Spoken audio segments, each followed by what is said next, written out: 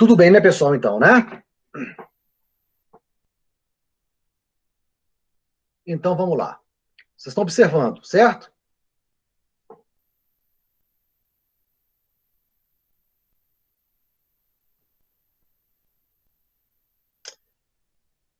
Pessoal, quando a gente fala em reino vegetal, como eu falei, comecei a falar para vocês na semana passada, só que na semana passada ficou relacionado apenas à feitura dos exercícios sobre características gerais de ciclo reprodutivo de briófitas e pteridófitas, tá?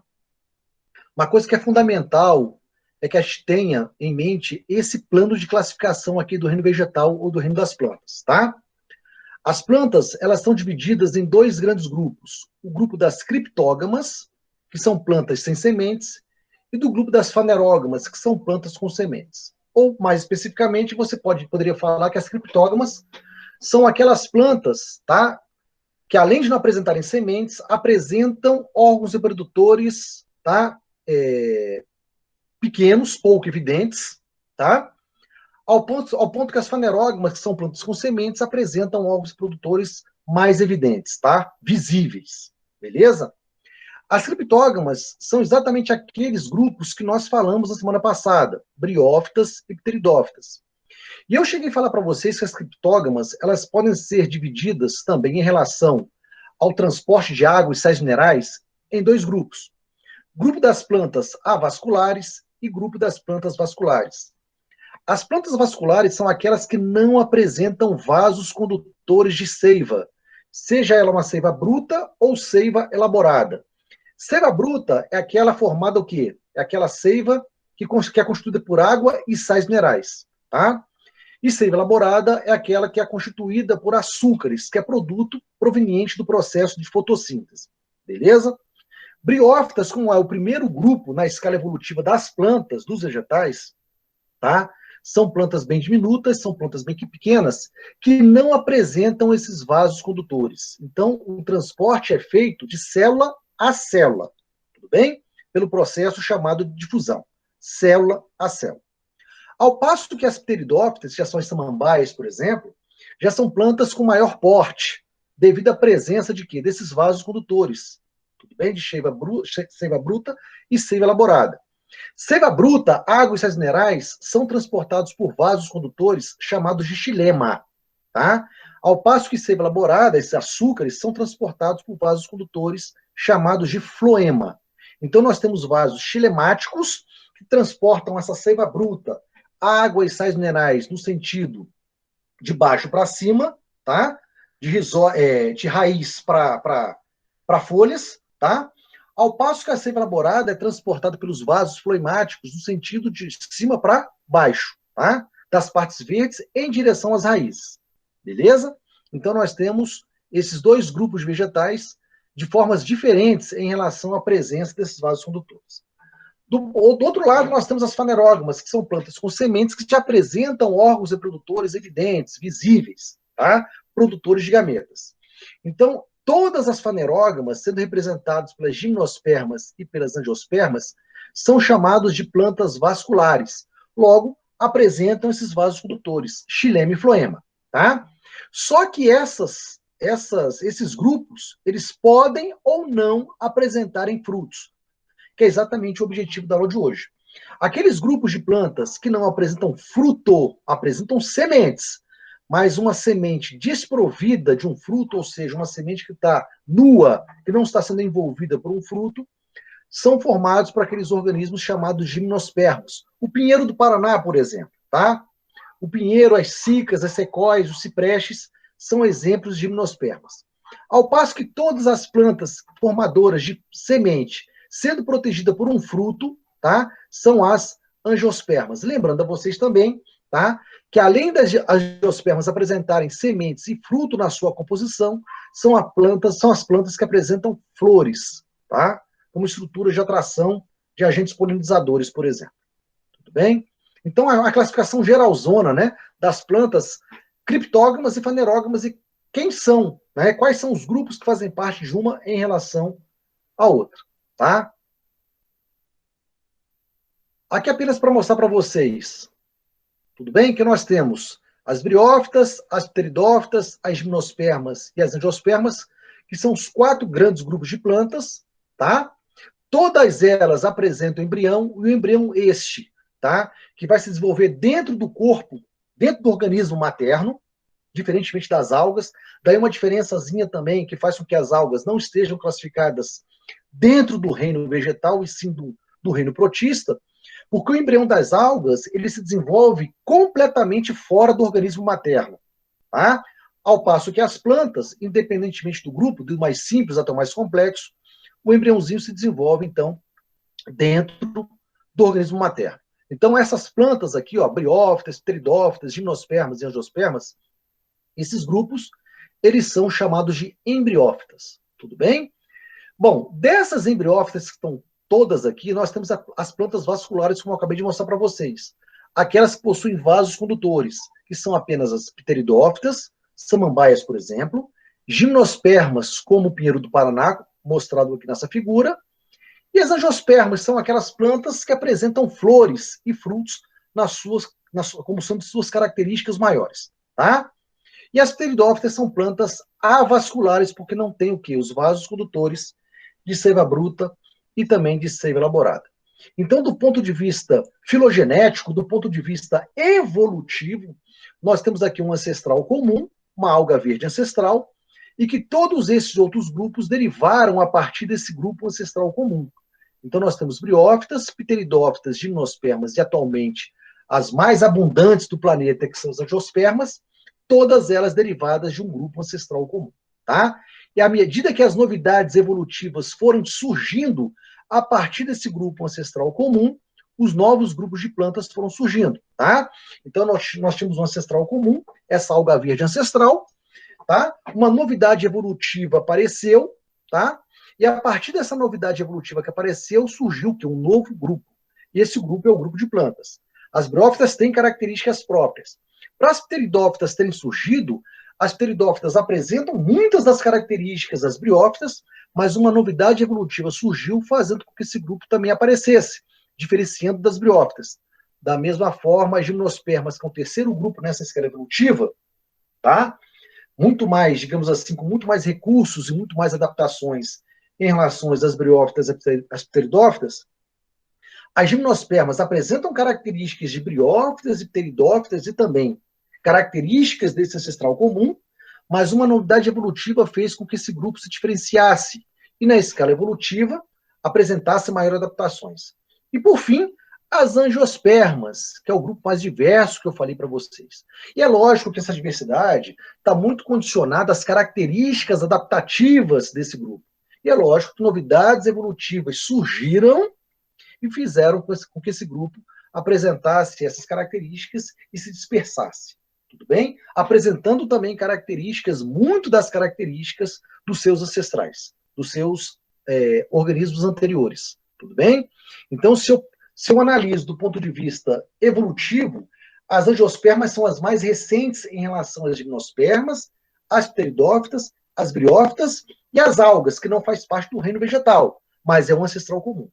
E as angiospermas apresentam características muito mais adaptativas, tá? Em relação aos demais grupos. Nós vamos falar inicialmente agora das gimnospermas, tá? E depois nós vamos falar das angiospermas.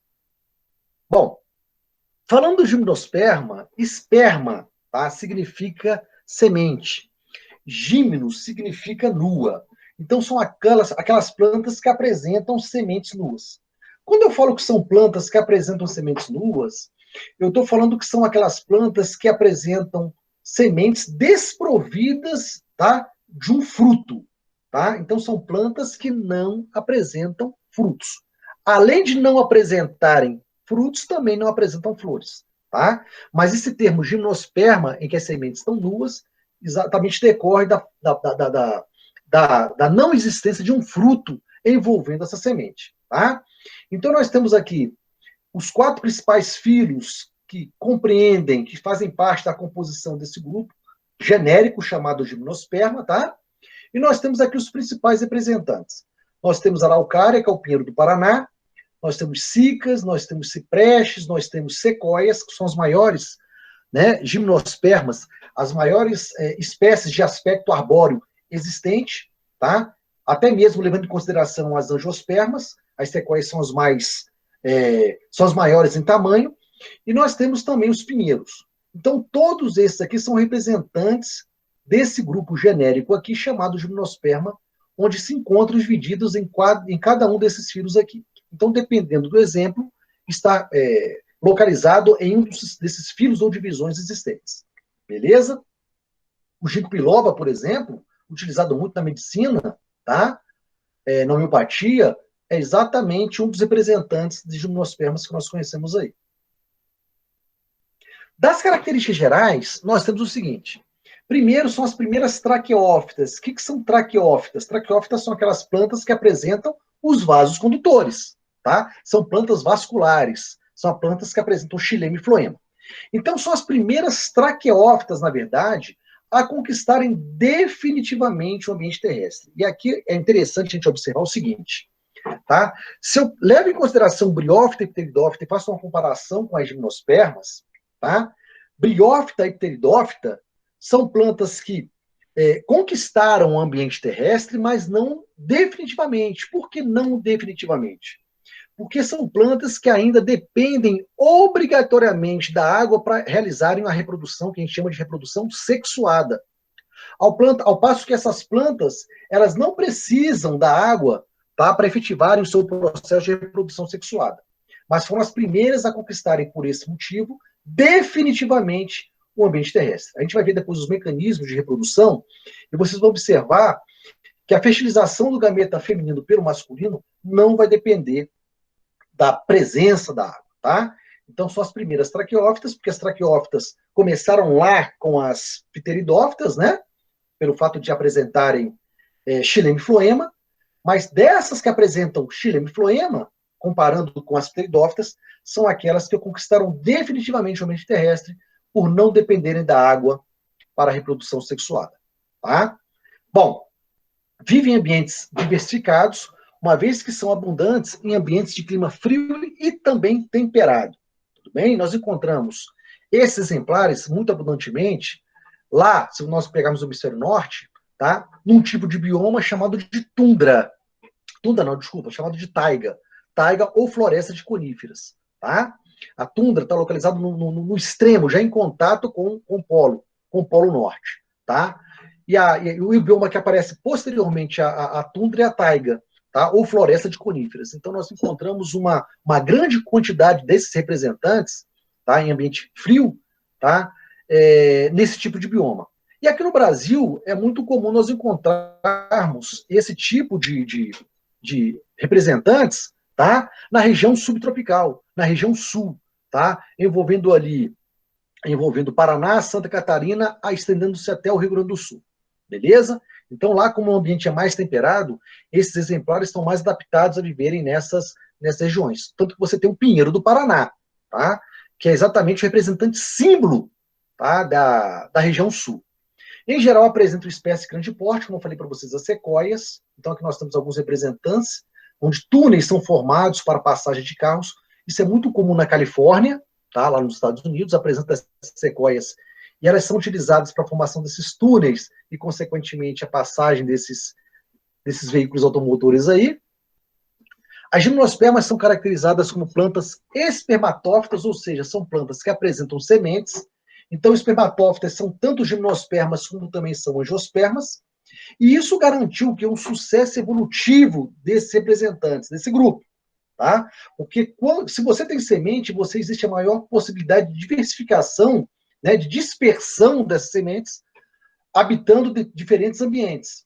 Isso faz com que você tenha diferentes representantes em vários locais. Beleza?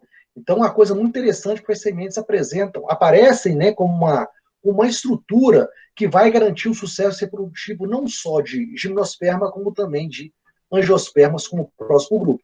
Tá? No caso específico, a dispersão das sementes é realizada por roedores e aves, a gralha é azul, no caso específico aqui da gimnosperma. São plantas que apresentam raízes, caules e folhas, tá? Assim como as pteridófitas, porém não formam flores e nem formam frutos. Tá? Lembre-se, gimnosperma, semente nua, semente que se encontra desprovida de uma estrutura chamada de fruto, tá? Fruto e flor é característica apenas do próximo grupo como novidade evolutiva. Daí as angiospermas apresentaram que um sucesso muito maior em relação aos outros grupos, tá? Porque essas estruturas, elas vão garantir uma maior diversidade, tá? Um maior número de representações, beleza? Bom, nós temos gimnospermas que podem ser monóicas ou podem ser dioicas. O que é um organismo monóico? O que é um organismo dioico? O organismo monóico, tá, é aquele organismo em que, nele mesmo, existem estruturas reprodutivas masculinas e femininas. Tá? E a grande maioria das gimnospermas são organismos monóicos. Então, nós temos, às vezes, um indivíduo com uma estrutura reprodutiva masculina e uma feminina nele mesmo. Tudo bem? E temos aquelas espécies dioicas, como o pinheiro do Paraná, por exemplo, onde você tem um organismo que tem uma estrutura reprodutiva masculina e um outro organismo diferente, tá? Um outro exemplar, um outro organismo com a estrutura reprodutiva feminina. Então, você tem organismos, tá? Indivíduos com estruturas reprodutivas diferentes. Diferentemente das monóicas, em que você tem no mesmo organismo estrutura reprodutiva masculina e estrutura reprodutiva feminina. No caso específico aqui, pessoal, das gimnospermas, essas estruturas reprodutivas que não são flores, tá? Mas são estruturas envolvidas com processo reprodutivo, essas estruturas são chamadas de estróbilos. E os estróbilos podem ser representados aqui, ó. Então, nós temos aqui um estróbilo masculino, e depois eu vou mostrar para vocês como é que é a característica de um estróbilo feminino. O estróbilo masculino, que é uma estrutura reprodutiva masculina, se comparativamente, se eu estiver fazendo uma comparação, tá, com o estróbilo feminino, o estróbilo masculino, ele é mais longo, ele é mais alongado, ele é menos globoso em relação ao estróbilo feminino, tá? Então, ele é menor em tamanho e é mais fino, tudo bem? Ao passo que o estróbilo feminino, que vocês vão ver daqui a pouquinho, ele é mais globoso, tá? Ele é mais largo, porém menor em tamanho, tudo bem? Pois bem, pessoal, então olha só. Como nós estamos falando de estrutura reprodutora, tá, ou reprodutiva masculina, eu vou falar das estruturas que são formadas por esse estróbilo masculino e depois eu falo das estruturas que são formadas pelo estróbilo feminino para que a gente possa entender de forma diferenciada até chegar no processo de ciclo de vida, tá? Até o processo de formação de uma nova planta, de uma nova gimnosperma, tá? Então, olha só. Eu tenho o estróbilo, então, masculino aqui. E se vocês observarem, o estróbilo masculino, essa simbologia inicial aqui, pessoal, que você tem uma bolinha e um chapeuzinho voltado para a diagonal, tá? É a representação envolvendo o quê?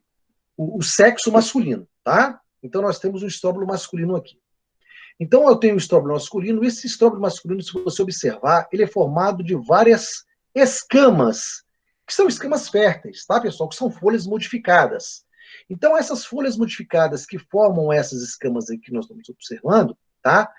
Nós vamos projetar para cá, nós vamos ampliar, e nós vamos observar que cada uma dessas escamas aqui, ó, dessas escamas férteis, dessas folhas modificadas, elas são chamadas de esporófilo, tá? Esporófilo. Só que essas folhas férteis do estróbilo masculino, elas são chamadas de microesporófilo, tá? Quando nós estivermos falando do estróbilo feminino, nós vamos falar de megaesporófilo, tá? Então, microesporófilo, tá, eu estou me referindo ao quê? A essas folhas férteis aqui, ó. A essas folhas férteis, tá? Do estróbilo masculino, tá? Microesporófilo. E se você observar, associado a esses microesporófilos, tá? Nós temos o quê? Estruturas que vão produzir e armazenar esporos. Essas estruturas que estão associadas aos microesporófilos são chamadas de microesporângios. Então, microesporângio são urnas, na verdade, tá?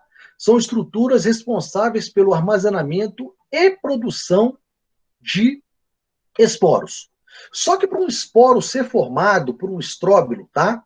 Existem células internas que estão sendo armazenadas dentro desse microesporângio, chamado de microesporócito. Olha só, tudo micro, tá? Tudo que se relaciona a estróbilo masculino tem um prefixo micro. Então, eu tenho um estróbilo, formado, cada estróbilo, por microesporângios. E dentro de cada microesporanjo, eu tenho células 2N chamadas de microesporócito. Tudo bem? Lembrando a vocês, fazendo uma recapitulação daquilo que foi falado na aula passada em relação a gametófito e a esporófito, tá? Essa parte que nós estamos observando aqui, pessoal, é o que nós chamamos de esporófito, tá? Esporófito. Então, todas as estruturas que fazem parte da composição do esporófito são 2N, são diploides, tá? Então, se eu tenho aqui microesporanjo, está fazendo parte do esporófito, né? Se eu tenho, então, microesporócitos, são células que estão fazendo parte do interior desse microesporanjo, estão sendo armazenadas, estão sendo produzidas por esse microesporanjo. Então, eu tenho microesporócitos aqui, e cada um desses microesporócitos são diploides, tá? Que são células responsáveis pela formação dos esporos. Esses microesporócitos vão sofrer meiose, tá? Onde uma célula-mãe vai dar origem a 4 células filhas, e cada célulazinha filha tendo origem o quê? A metade do número de cromossomos da célula-mãe, tá? Cada célulazinha dessa aqui, formada a parte do microesporócito, é chamado de micrósporo. Então, um microesporócito vai sofrer meiose, tá? E cada microesporócito que sofrer meiose vai formar 4 micrósporos, tá? Cada micrósporozinho desse aqui foi formado por meiose, a partir de um microesporócito, tá? E cada micrósporo desse aqui possui N cromossomos. Bom, é lógico, se eu tenho uma célula chamada de microesporócito, que é 2N, e cada microesporócito vai dar origem a 4 micrósporos por meiose, cada micrósporo, então, tem metade, então, do número de cromossomos da célula-mãe, do microesporócito. Então, eu tenho um micrósporo, 2, 3, 4, e cada micrósporo com N cromossomos. Tá? Com o passar do tempo, o que eu posso observar? Que cada micrósporo vai se desenvolver, tá? Vai se desenvolver naquilo que nós chamamos de gametófito masculino. O que é o gametófito? Gametófito é o indivíduo responsável pela produção do gameta masculino, daquela célula que será responsável pelo processo de fertilização do gameta feminino, tá? E esse gametófito masculino formado a partir do desenvolvimento de um micrósporo é chamado de grão de pólen, tá? Ah, professor, então quer dizer que as gimnospermas também produzem grão de pólen? Produzem. E esse grão de pólen, ele é chamado de gametófito masculino.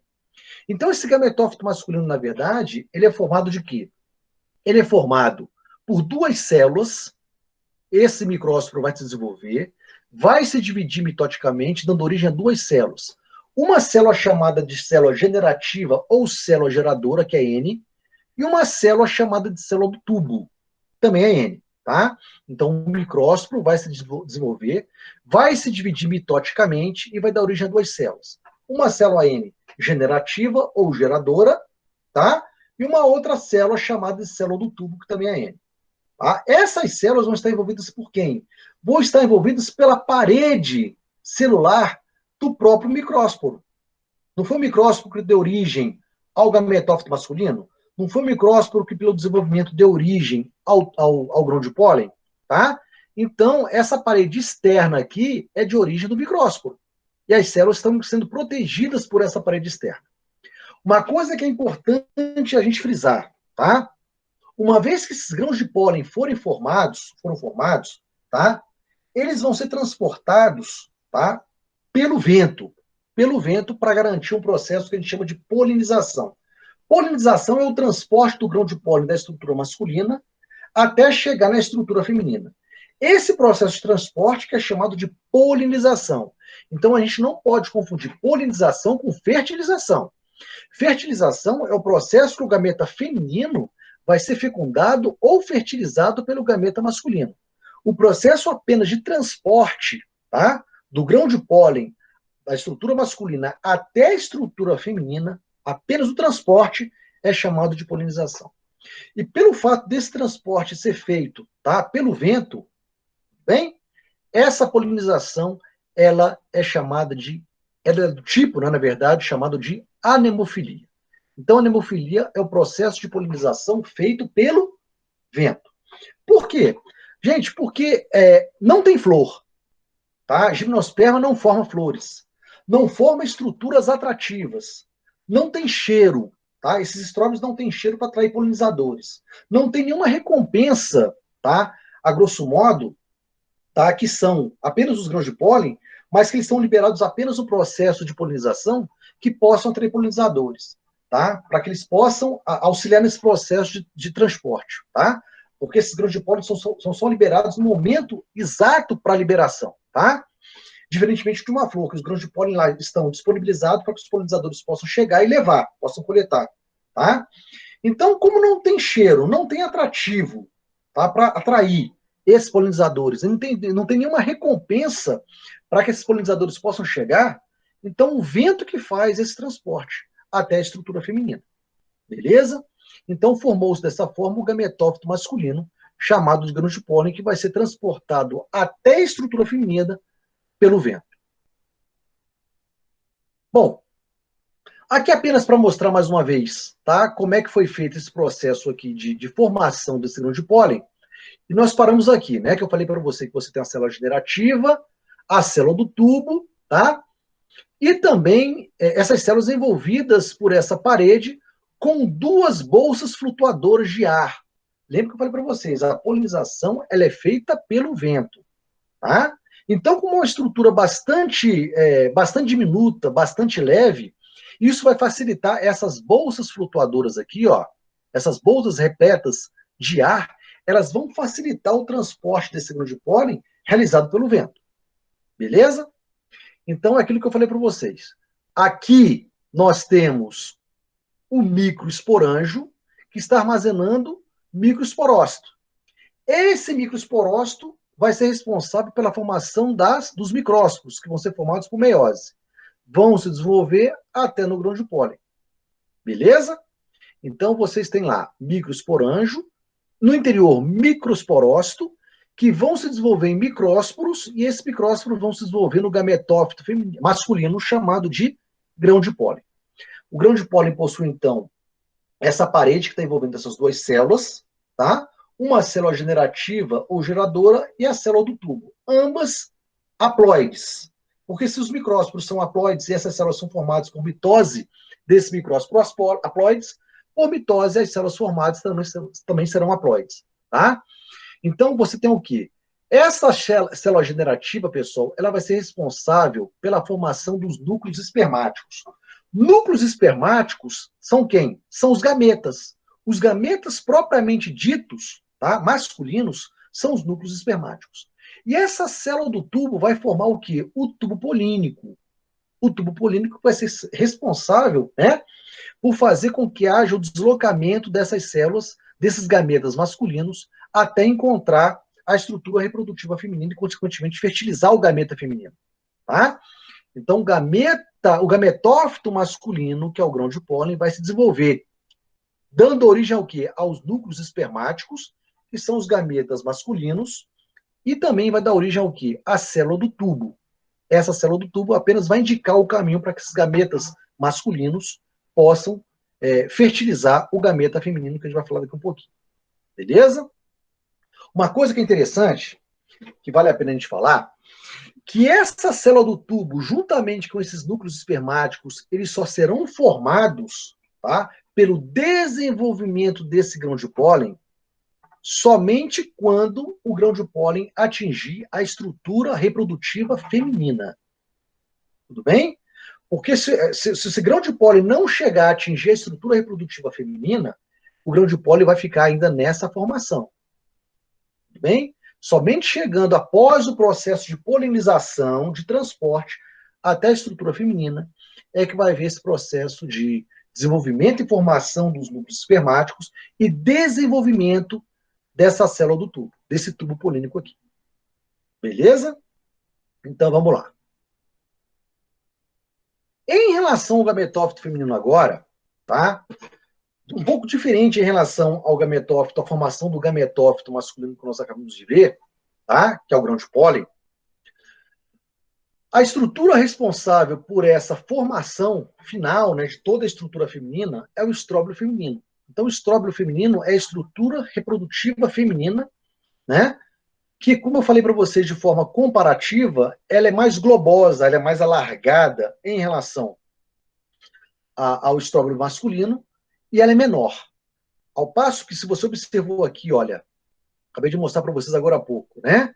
Que o estróbilo masculino, ele é mais longo, ele é mais comprido, ele é maior em relação ao feminino, porém ele é menos globoso, tá? Ele é mais fino. Se você pega o estróbilo feminino aqui, então, ele é mais globoso, ele é mais largo, porém ele é mais curto, tá?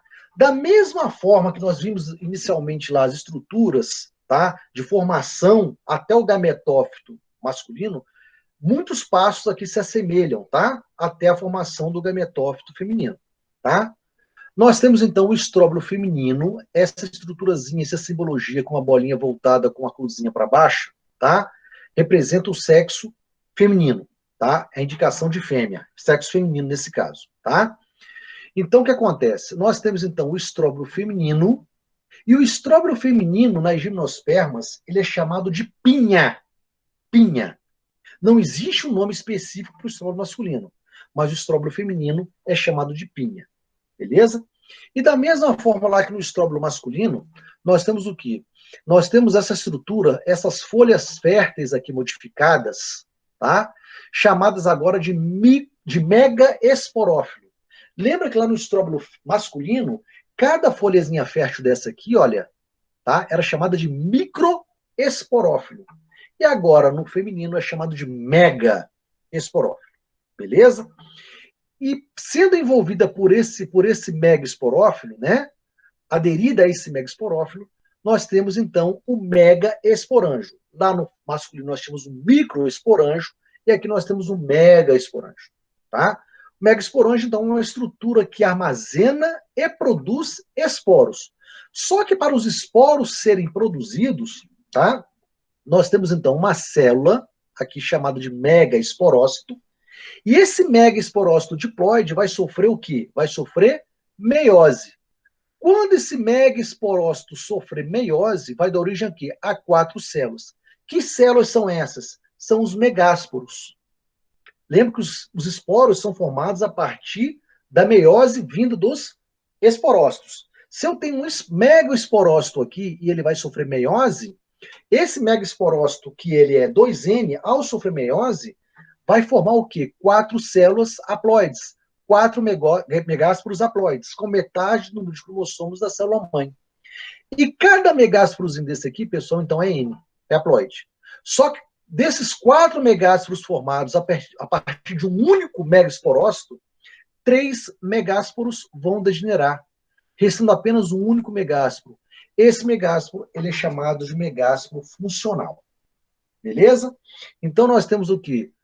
Nós temos o megaesporângio aqui, com esse megásporo funcional no seu interior. Tudo bem, pessoal? Uma coisa que é interessante nós sabermos é o seguinte: quando nós temos essa estrutura aqui, ó, fazendo parte da composição do megaesporângio, essa estrutura mais externa, essa estrutura mais externa do megaesporângio é chamada de tegumento, tá? Tegumento. Então, nós temos uma estrutura chamada de tegumento, que é a estrutura mais externa do megaesporângio, tá? E sendo envolvida por esse tegumento, você vai ter um megásporo funcional. Beleza? Aí você tem uma coisa interessante, que esse tegumento mais esse megásporo, né, mais esse megaesporângio, é o óvulo. O óvulo, na verdade, então, vai ser esse tegumento juntamente com esse megaesporângio aqui. Tá certo? Isso é muito interessante, é muito importante que a gente perceba isso aqui. Tá? Que a gente saiba que isso aqui é o óvulo. Esse conjunto é chamado de óvulo. O óvulo, na verdade, pessoal, nas plantas, não é o gameta feminino como nas células animais. Nas células animais, o gameta que vai ser fertilizado, o gameta feminino, ele é chamado de óvulo. Tá? Nas plantas, não. Óvulo é a estrutura que vai ser responsável pela formação do gameta feminino ainda. Tudo bem? Então, o que nós temos aqui, então? Nós temos o que eu falei para vocês. Nós temos o megaesporângio, tá? E nós temos esse megásporo funcional interno aqui. Porque os outros 3 megásporos degeneraram. Esse megásporo funcional vai entrar em processo de desenvolvimento, tá? A sua célula vai sofrer processo de divisões mitóticas, de maneira que vai se formar o quê? Uma grande quantidade de células no interior, né? A partir desse megásporo que se dividiu mitoticamente, beleza? Essas células aqui, pessoal, que foram formadas no interior, vão formar o que nós chamamos de gametófito feminino. Então, nós temos o gametófito masculino, que é o grão de pólen, e nós temos o gametófito feminino, todas as células formadas a partir desse megástro funcional. Esse gametófito feminino, todas as células, então, são N, porque foram formadas a partir do desenvolvimento mitótico desse megástro funcional aqui. Tudo bem? Então, o óvulo, na verdade, propriamente dito, seria o quê? Seria o tegumento, que essa parte está envolvendo o quê? Esse gametófito feminino. Beleza? Esse gametófito feminino, pessoal, é ele que vai ser responsável pela formação de estruturas que vão ser responsáveis pela formação do gameta feminino. O gameta feminino, ele é chamado de oosfera, tá? Da mesma forma que é o nome que a gente deu para o gameta feminino formado lá nas briófitas e pteridófitas, tá? Então, nós temos aqui o gametófito feminino, as estruturas formadas, tá, que vão se diferenciar nesse gametófito feminino, que são os arquegônios, e os arquegônios vão formar internamente a oosfera, que são os gametas femininos. Então, serão as oosferas, na verdade, né, que serão fecundadas, que serão fertilizadas por aquelas células espermáticas, que são os gametas masculinos, presentes lá, tá, no grão de pólen, em desenvolvimento. Tudo bem? Então, vamos lá. Quando a gente fala em reprodução, tá, de gimnosperma, a gente está falando, então, de um ciclo que está se alternando indivíduos haploides com indivíduos diploides. Nós estamos falando de um ciclo que você tem uma fase gametofítica e uma fase esporofítica. Tá? Só que nas gimnospermas e angiospermas, essa fase gametofítica e essa fase esporofítica, ela não é tão evidente, ela não é tão visível como vocês viram lá nas briófitas e pteridófitas. Tá? Mesmo porque o gametófito, tá, ele é dependente do esporófito. E o gametófito se desenvolve no interior do esporófito. Então, não é uma estrutura visível, tá? Da mesma forma que briófita e pteridófita. Beleza? Aqui, os ciclos se alternam. Tudo bem? Aqui você tem uma fase gametofítica e uma fase esporofítica. Mais uma vez, por mais que seja uma fase gametofítica pouco evidente, tá? Ou praticamente desprezível quando comparada a gametófita, a briófita e pteridófita, tá? Porque ela não é visível, como nos grupos anteriores, tá? Aqui você tem um ciclo que se alterna. Como você tem um ciclo que se alterna, nós encontramos aqui o quê? Um ciclo alternante. Nós temos o quê? Uma alternância de gerações, ou metagênese, que é a mesma coisa, que é uma característica de todos os grupos do reino vegetal. Independentemente de ser briófita, pteridófita, gimnosperma e angiosperma, todo o ciclo é o quê? Alternante. Então, nós temos uma alternância de gerações ou metagênese, que é a mesma coisa. Então, se numa prova você encontrar que, como alternativa, por exemplo, dizendo que o grupo das plantas, das briófitas, as pteridófitas, apresentam um ciclo alternante, ou também chamado de metagênese, é verdadeiro, porque você tem uma fase haploide e uma fase diploide. Então, a partir do momento que vocês viram, tá? Que nós temos agora, então, a formação de estruturas reprodutivas provenientes do estróbilo masculino, né? E também de estruturas reprodutivas femininas provenientes do estróbilo feminino, aqui agora nós podemos observar que vai acontecer um processo de fertilização ou fecundação das células reprodutivas. Polinização, como eu falei para vocês, é o processo de transporte, tá? No caso específico, então, dos grãos de pólen, formado na estrutura reprodutiva masculina, que é o estróbilo masculino, tá? Até chegar onde? Até chegar na estrutura reprodutiva feminina. Até chegar no óvulo da estrutura reprodutiva feminina. Beleza? E depois se desenvolver e fazer com que a estrutura reprodutiva feminina, com que o gameta reprodutivo feminino, oosfera, possa ser fertilizado pelas células espermáticas, que é o gameta reprodutivo masculino. Então, olha só, o que nós temos aqui? Aquilo que eu falei para vocês. Foram formados, então você tem um microesporófilo com microesporângios, que vai produzir o quê? Micrófilos. Esses micrófilos haploides aqui, eles vão se desenvolver em quê? Nos gametófitos masculinos, que são os grãos de pólen.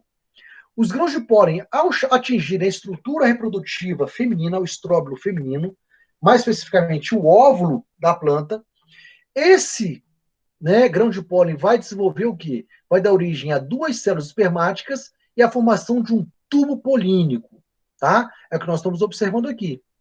Essa estrutura toda aqui, pessoal, já é o óvulo da planta. Note que óvulo não é gameta, tá? Óvulo não é gameta feminino.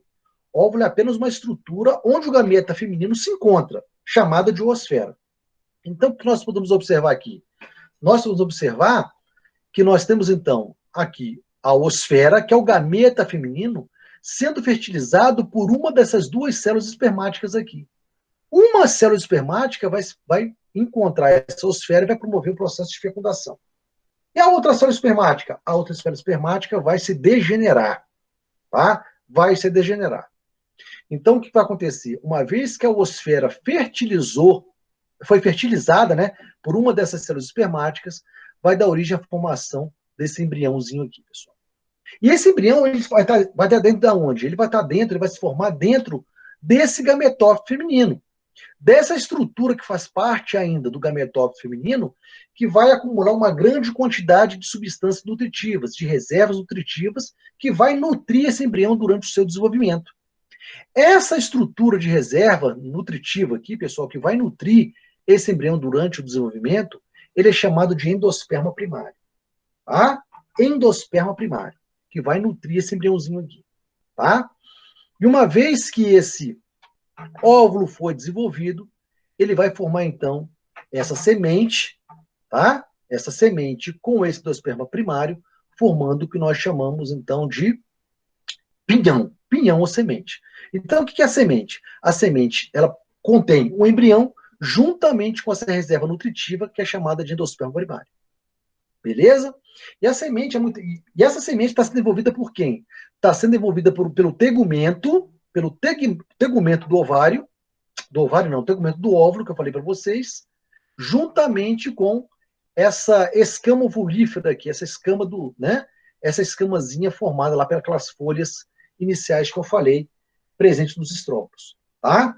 Então, isso tudo aqui vai ser a semente, que vai ser dispersa, né, que vai ser liberada da planta-mãe, vai cair no solo, vai encontrar a condição suficiente necessária para desenvolvimento e vai dar origem ao novo esporófito, que é a planta, né, propriamente dita aqui, que a gente observa, né, como estrutura independente, como estrutura visível, como estrutura desenvolvida, né, como uma parte realmente fotossintetizante. Porque o gametófito não é fotossintetizante, o gametófito ainda é dependente do esporófito, mesmo porque o gametófito ainda se desenvolve dentro da planta-mãe.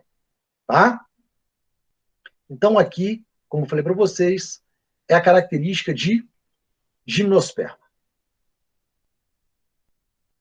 Bom, vocês estão observando agora esse outro slide aqui, das características de angiospermas? Ou não?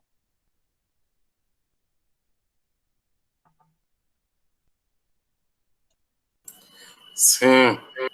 Beleza. Então, as angiospermas, pessoal, diferentemente das gimnospermas, as angiospermas são aquelas plantas, tá? Que, além de apresentarem semente, juntamente com as gimnospermas, elas apresentam flores e apresentam frutos. Então, significa dizer que, nesse momento, as sementes não estão desprotegidas, as sementes não são nuas, as sementes estão protegidas por uma estrutura que nós conhecemos como fruto, tá? Como fruto, beleza? Então, vamos lá. Então, as angiospermas estão distribuídas em apenas um filo, chamado de anfófita, e todos os representantes se encontram, então, dentro desse filo aqui, diferentemente das gimnospermas, que nós tínhamos 4 filos, tá? Então, as angiospermas apresentam espécies de tamanho, hábitos e hábitat variado, reproduzem-se de forma sexuada e também alguns representantes reproduzem de forma assexuada. Da mesma forma que as gimnospermas, elas não dependem da água para a reprodução sexuada. Por quê? Porque existem grãos de pólen que vão ser levados até a estrutura feminina e, consequentemente, promover o processo de fertilização. E aqui, diferentemente, é uma coisa interessante que quero que vocês percebam, diferentemente das gimnospermas, a polinização, que é esse transporte do grão de pólen, ele não é realizado apenas pelo vento, como na gimnosperma, tá? Ele pode ser realizado pelo vento, e por outros animais, tá? Insetos, pássaros, pelo homem. E cada tipo de representante que pode garantir essa polinização recebe um nome. Por exemplo, a polinização realizada por insetos é chamada de entomofilia. A polinização realizada por pássaros é chamada de ornitofilia. A polinização realizada, tá, por morcegos é chamada de quiroptofilia, tá? Então, dependendo do grupo de animais que estão realizando esse processo de polinização, você tem um nome específico, tudo bem? Bom, apresentam sementes, então, como eu falei para vocês, protegidas por um fruto, e isso fez com que houvesse uma garantia de eficiência de dispersão nos mais variados ambientes. É lógico, se você tem fruto para atrair, se você tem a formação de flores e, consequentemente, a formação de frutos, e isso vai atrair polinizadores dos mais diferentes tipos, a maior possibilidade de dispersão, de sucesso reprodutivo desses organismos que fazem parte desse grupo é muito maior, tá? Diferentemente das gimnospermas, onde a dispersão só é realizada, né? Porque aconteceu a polinização feita pelo vento, tá? Não tem um agente polinizador, diferentemente dessas angiospermas que apresentam agentes polinizadores que podem levar as sementes para outros locais. Ao se alimentarem desses frutos, tudo bem? Vão levar as sementes para outros locais e vão se dispersar, vão dispersar essas sementes, e essas sementes vão se desenvolver, vão desenvolver novas e novas plantas nos mais variados hábitats, tá? Aqui apenas para mostrar para vocês que, como são organismos que já apresentam flores, são os primeiros organismos da escala evolutiva a apresentarem flores, tá? Dentro desses 4 grupos, certo? Aqui são as estruturas de uma flor completa, tudo bem? Então, uma flor completa possui o quê? Possui um pedúnculo, que é uma haste de sustentação das estruturas das flores, daquilo que nós chamamos de verticilos, né? Verticilos florais. Nós temos o receptáculo, que é a porção dilatada na porção terminal desse pedúnculo, que vai servir, na verdade, como um prato para recepcionar esses verticilos que nós chamamos aqui, ó, essas estruturas reprodutivas e vegetativas, tá?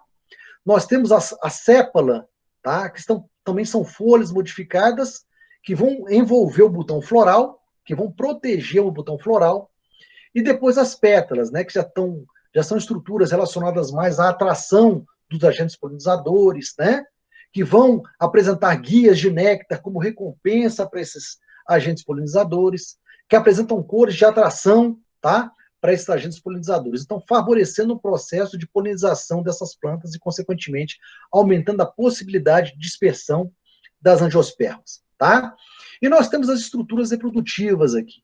Essa flor aqui, pessoal, é uma flor hermafrodita, porque ela apresenta estruturas reprodutivas masculinas e femininas. As masculinas são chamadas de androceu, tá? Então, a androceu ela é formada por um conjunto de estruturas masculinas aqui, tá? O conjunto dessas estruturas masculinas é chamada de androceu. E essas estruturas masculinas que reunidas formam o androceu são os estames, tá? Então, nós temos aqui um estame, 2, 3 estames de um lado e também 3 estames do outro. Apenas para mostrar que o conjunto disso tudo, dessas estruturas masculinas, é chamada de androceu. E se nós observarmos e pegarmos aqui apenas um androceu, tá? Apenas um estame que faz parte da composição desse androceu, esse estame ele é formado de uma haste chamada de filete e também de uma estrutura dilatada na sua porção terminal chamada de antera. E é exatamente no interior dessas anteras que os grãos de pólen serão formados. Então, os grãos de pólen são formados por estruturas masculinas. Tudo bem? Por outro lado, como estrutura feminina, nós temos o que nós chamamos de gineceu, tá? Gineceu. Gineceu ou pistilo.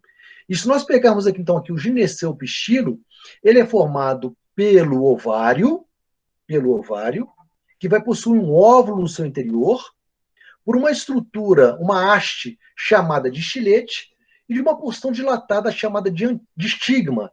Estigma esse que será o ponto de recepção do grão de pólen liberados pelas anteras desses estames aqui. Tá?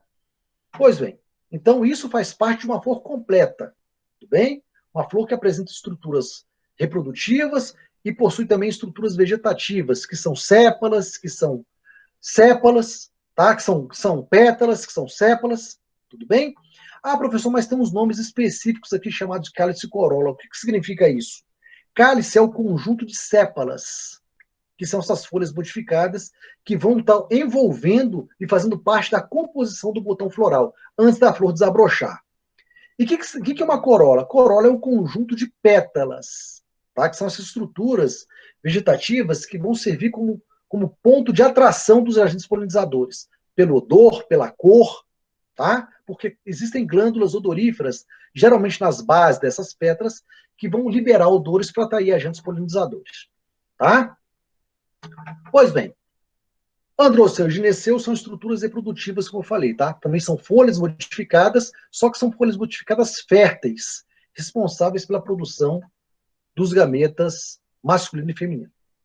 Beleza. Então, da mesma forma que eu falei lá, como é que vai ser formado um grão de pólen, e depois como é que vai ser formado também um gametófito feminino, eu vou falar aqui para as angiospermas, tá? Então, vamos lá.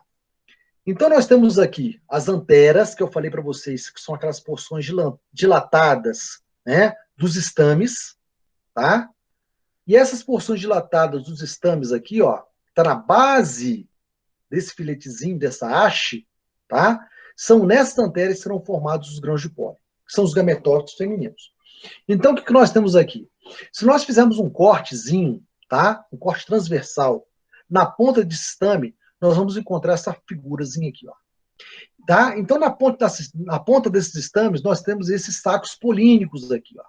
Nós temos esses microesporângios. Lembra lá dos microesporângios das gimnospermas, dos estróbilos masculinos? Aqui da mesma forma. Não é uma estrutura masculina, então nós também temos o quê? Os microesporângios, tá? Os microesporângios, ou o saco polínico, no caso das angiospermas. Dentro desses microesporângios que serão formados e armazenados os esporos, que vão se desenvolver no grão de pólen propriamente dito. Dentro de cada microesporângio existem microesporócitos 2N. Cada microesporócito vai sofrer um processo meiótico, é um processo reducional. Por que reducional? Porque a partir de uma célula 2N você vai ter a formação de células N, ou seja, o número de cromossomos será reduzido pela metade. Por isso que o processo aqui é reducional. Uma vez que os microesporos foram formados, cada um N, cada microesporo vai se desenvolver o quê? Vai se desenvolver naquilo que a gente chama de grão de pólen, que é o gametófito masculino propriamente dito. Tá? Então serão formadas inicialmente duas células, uma célula chamada de célula do tubo e uma célula chamada de célula geradora. A célula geradora desse grão de pólen, quando atingir, tá? Quando atingir o óvulo da estrutura reprodutiva feminina, tá? Da planta, vai acabar formando o quê? O tubo polínico, tá? A célula do tubo vai acabar formando o tubo polínico, e a célula geradora vai acabar formando as células espermáticas, da mesma forma que a formação, tá? Lá nas gimnospermas. Tá? Então, o que eu quero deixar bem claro aqui é o seguinte: você tem um grão de pólen com duas células. A célula geradora vai dar origem às células espermáticas, que são os gametas masculinos, e a célula do tubo vai ser responsável pela formação do tubo polínico. Beleza? Então, aqui nós temos o quê? O gametófito masculino já no processo de liberação dessas células espermáticas. Tudo bem? Em contrapartida, nós temos agora a formação do gameta feminino. Quais são os processos que vão ser responsáveis pela formação desse gameta feminino? Lembra que eu falei para vocês, nós temos o quê? Nós temos aquela estrutura da flor, né, responsável pela formação do gameta feminino, e essa estrutura completa ela é chamada de gineceu ou pistilo. Ela possui uma estrutura que vai receber os grãos de pólen chamado de estigma, possui essa haste chamada de estilete, por onde o grão de pólen vai se desenvolver, e possui a porção mais dilatada desse pistilo, tá? Ou desse gineceu, chamado de ovário. No interior desse ovário, nós temos o óvulo, nós vamos encontrar o óvulo. Lembrando, mais uma vez, que se referindo à planta, o óvulo não é o gameta feminino, tá? Mas ele vai ser o quê? O responsável pela formação do gameta. Tá? O gameta feminino vai estar dentro desse óvulo, tá? Que vai ser a oosfera. Tá? Então, se nós pegarmos aqui, então, apenas esse óvulo e fizermos um corte, né? Um corte longitudinal, tá? E observarmos o interior desse óvulo, nós vamos ver a formação de um tegumento, da mesma forma que nós vimos lá na gimnosperma, tá? E uma célula, tá? E uma célula que nós chamamos de megaesporófilo. Megaesporócito. Esse megaesporócito é o quê? 2N. E vai sofrer meiose, dando origem também a 4 células haploides. Quais são essas células haploides? Essas células haploides são os megásporos. Tudo bem? 3 desses megásporos vão se degenerar, restando apenas um megásporo funcional. Esse megásporo funcional vai se dividir mitoticamente, tá? Vai se dividir essa célula, vai se dividir mitoticamente, os núcleos vão se dividir mitoticamente, tá? E vão se formar 8 núcleos, que posteriormente vão se formar em células, tá? Os núcleos serão formados inicialmente, depois cada núcleo vai ser individualizado numa célulazinha, tá? Formando uma célula individualizada. Então, o que nós temos aqui? Nós temos aqui um óvulo com seu tegumento, tá? E com essa estrutura formada pelo desenvolvimento do megásporo funcional. Aqui, então, seria o gametófito feminino, pessoal. O gametófito feminino é exatamente o indivíduo responsável pela formação do gameta feminino. Então, o gametófito feminino, ele é formado de quê? Ele é formado por 8 células.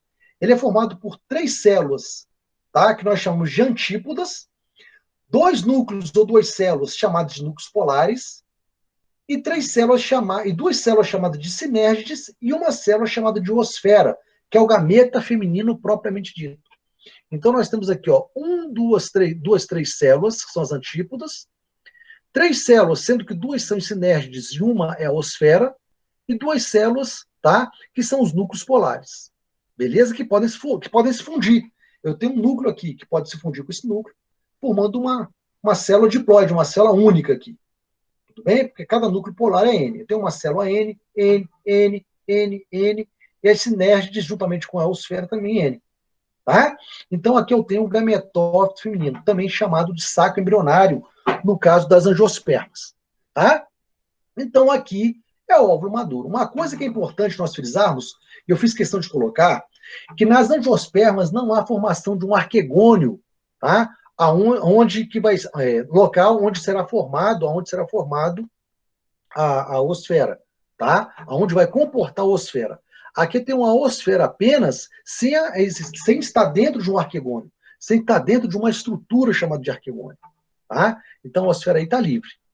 Beleza?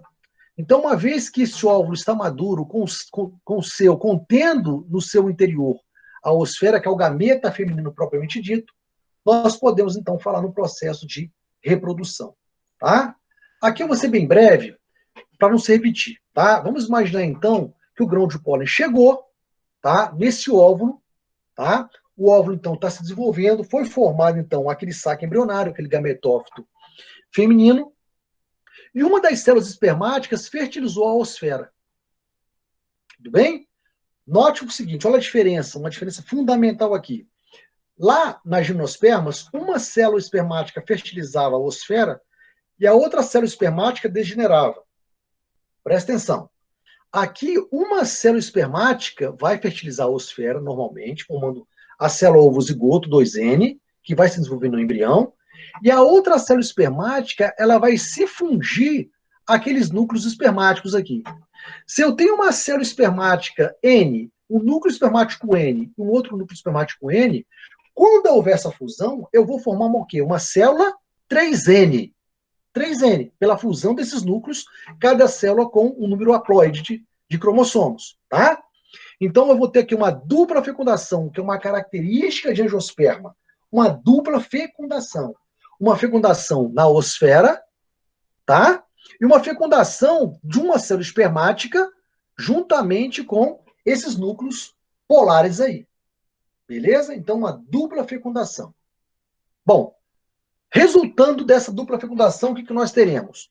Bom, como uma célula espermática fertilizou a oosfera, vai dar origem ao embrião propriamente dito, 2N, porque N mais N, 2N. Como houve aqui a formação de uma célula triploide, consequentemente por mitose, um tecido triploide, esse tecido triploide vai formar aquela substância, tá? aquela estrutura que vai ser responsável pelo armazenamento e nutrição desse embrião. Aqui um endosperma. Só que esse endosperma, diferentemente da gimnosperma, esse endosperma da angiosperma é um endosperma triploide e ele é chamado de secundário. Lá na gimnosperma, o endosperma era chamado de primário. E não, ele foi formado não foi por uma dupla fecundação, tá? Não foi dupla fecundação, mesmo porque lá na gimnosperma, o gametófito da gimnosperma não chega a formar núcleo polar. O núcleo polar só é formado aqui, na angiosperma. E quando houve essa fusão desses núcleos polares com essa célula espermática, formou o quê? Um tecido triploide. Formou um endosperma secundário. Lá na gimnosperma, endosperma primário. Na gimnosperma. Nas angiospermas, endosperma secundário. Tudo bem? E é ele que vai nutrir o embrião durante todo o seu desenvolvimento. Semente formada, então, por esse endosperma secundário, envolvendo esse embrião.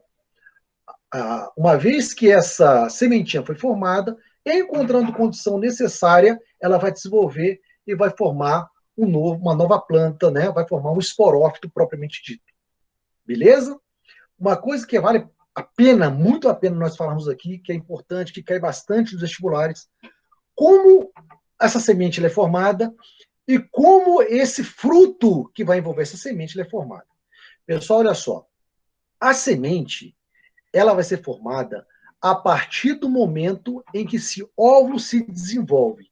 E esse óvulo vai se desenvolver a partir do momento que a osfera, que é o gameta feminino, for fertilizado pelo gameta masculino, tá? Que é uma daquelas células espermáticas. Tá? Quando esse óvulo se desenvolver, todo esse óvulo se desenvolver, vai dar origem à semente. Ah, professor, mas se a semente está dentro do fruto, e eu sei que então o óvulo desenvolvido vai dar origem à semente, então quem é que forma esse fruto que vai envolver essa semente? Pessoal, lembrem-se que eu falei para vocês o seguinte, olha só, vê se a gente consegue observar aqui. Esse óvulo aqui, ó, esse óvulo todo, tá? Ele está dentro de quem? Ele está dentro de um ovário, que é essa porção mais dilatada, tá? Do gineceu, que é a estrutura reprodutiva feminina. Então, na verdade, quando essa semente começar a ser formada pelo desenvolvimento desse óvulo, tá? Pelo desenvolvimento desse óvulo, esse ovário vai começar a se desenvolver, tá? Dando origem ao fruto, ao que nós conhecemos como fruto. Então, o fruto é formado pelo desenvolvimento do ovário, tá? E a semente é formada pelo desenvolvimento do óvulo. Beleza? Então, fica muito mais claro nós observamos aqui, ó. Certo? Então, nós temos o óvulo fecundado, dando origem à semente, tá? A semente, então, é tudo isso aqui, ó. Então, ela compreende a casca, que é o tegumento, o endosperma triploide, que é o tecido nutritivo do embrião, tá? E também o embrião propriamente dito. Tudo bem? Então, tudo isso aí, o que nós chamamos de semente, tá? E o fruto que vai proteger, que vai envolver essa semente aqui. Beleza? Aqui apenas para mostrar o desenvolvimento do fruto, tá? Que o fruto vai ser desenvolvido somente após o desenvolvimento da semente, e apenas para mostrar que a semente está sendo envolvida por um fruto aqui. Característica de angiosperma. Aqui tem dois grupos de angiospermas, né? Que nós podemos encontrar, o grupo das monocotiledôneas e das eucotiledôneas, também chamadas de dicotiledôneas em muitos livros, tá? Antigamente chamada de dicotiledônea, mas hoje os livros trazem como eudicotiledôneas, tá? E que essa diferença está associada, basicamente, tá? À formação dos cotilédones, tanto naquelas monocotiledôneas como nas chamadas de eudicotiledôneas, e aqui eu estou falando de angiosperma. Cotilédones, na verdade, são folhas embrionadas, tá? São folhas embrionárias que vão se desenvolver, tá? E que vão armazenar e transferir para o embrião toda aquela substância nutritiva que estava armazenada no endosperma secundário. Então, são folhas embrionárias aí, tá, pessoal? As monocotiledôneas são aquelas que apresentam apenas um único cotilédone. Por exemplo, se eu pego o milho, o arroz, o trigo, a bananeira, enfim, são organismos monocotiledôneos. Por quê? Durante o desenvolvimento embrionário, o embrião só tem apenas uma única folha embrionária, um único cotilédone, que vai o quê? Armazenar e vai transferir para esse embrião esses nutrientes presentes na semente. As eudicotiledôneas, antigamente chamadas de dicotiledôneas, elas apresentam 2 cotilédones, ou seja, eu tenho um embrião sendo desenvolvido no interior da semente com 2 folhas embrionárias aqui, ó. E cada folha embrionáriazinha dessa aqui, ó, tá recebendo, tá armazenando, tá transferindo para o embrião, tá? As substâncias nutritivas presentes nesse endosperma secundário. Monocotiledônea só tem uma folha embrionária, um cotilédone. 2 cotilédones, dicotiledôneas ou eudicotiledôneas, e cada cotilédonezinho desse aqui armazenando e transferindo para o embrião. Além dessa diferença significativa de uma em relação à outra, nós podemos observar algumas diferenças em relação à estrutura de algumas partes da planta. As monocotiledôneas apresentam uma raiz chamada de fasciculada ou cabeleira, onde você não tem uma raiz principal, como nós estamos observando aqui na eudicotiledônea. Você, na eudicotiledônea, você tem uma raiz principal, e a partir dessa raiz principal, você tem várias outras raízes secundárias. Aqui não.